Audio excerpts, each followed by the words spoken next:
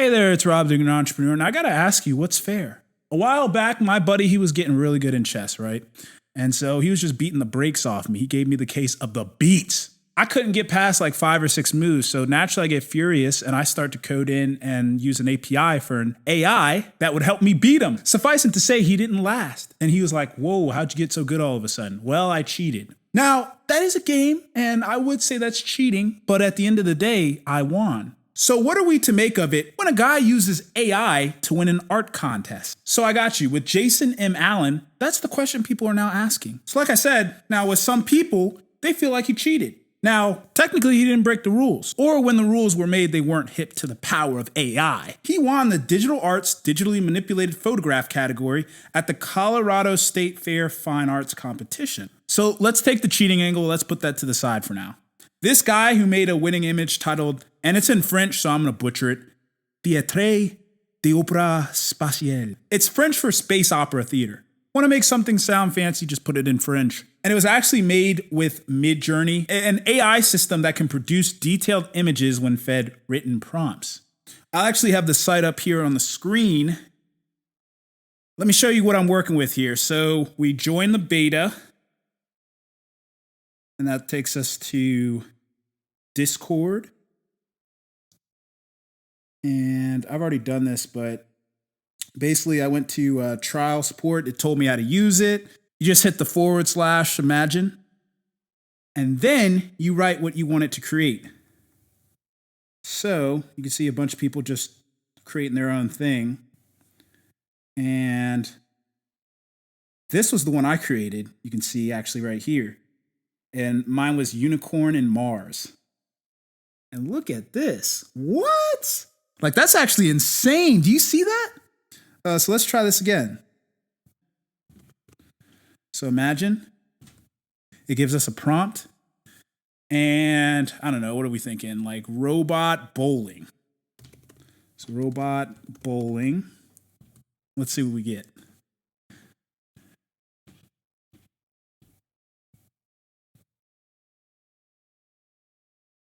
So it's got to generate it. We're just waiting for it to generate.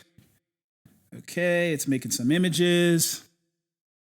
I mean, this is actually mind-boggling. I'm so glad I made this video. Oh, what can we see? We can already see the pins in the lower left. We got the robot. I see like a little glass Mr. Freeze on the top right. Boom! We got robot bowling.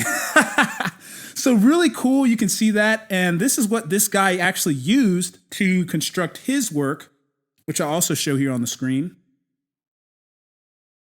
This is it just continually rendering. You see it's at 78%. And so when it gets to 100, it'll be like fully rendered. Woo! That is amazing.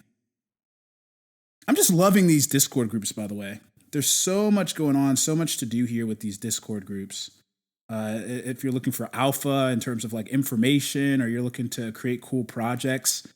And yeah, you could see our fully rendered robot bowling image, or, you know, it's 4 different variations. And yeah, that's how that works.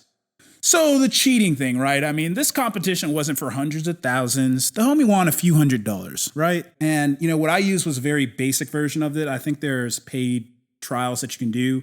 His one that he created, I actually have an image here on the screen. You can actually see with the award, was a lot more intricate, right? But it just goes to show you that anybody can now create or use AI to create a masterpiece, because this is in fact a masterpiece. And so I think the inspiration here was the Renaissance and steampunk sort of themes for the painting. And he actually had 11 people enter 18 pieces of art in the same category for this division. But according to my sources, he actually stated that Midjourney was used to create his image when he entered the contest. So it was fairly, as you can say, original digital art. Well, fairly as you can say, like digital art, but it was AI generated, not necessarily just made digitally. Don't get me wrong, Midjourney is really cool. You just saw it. Anybody can use the basic version. And it's just one of a growing number of AI image generators. The others include Google's Research Imagen and OpenAI's DALL-E 2. Now, while anyone can use Midjourney with Discord,